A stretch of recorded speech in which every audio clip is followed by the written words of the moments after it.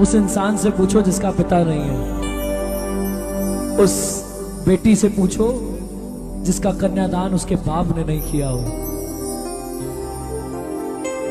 बाप चाहे अमीर हो, बाप चाहे गरीब हो, बाप चाहे पैसे वाला हो ना हो, सोर्सफुल हो ना हो, लेकिन बाप बाप होता है। किसी कोने में आप खड़े हो, कोई साथ देने को नहीं आया, आपके पिता की आवाज आ गई, बेटा मैं खड़ा हूं, टेंशन मत ले, छाती छोड़ी हुई।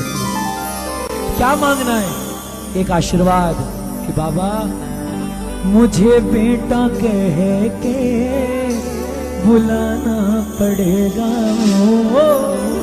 मुझे बेटा कह के बुलाना पड़ेगा। बहुत हो चुकी है आंख में चोली, अब तो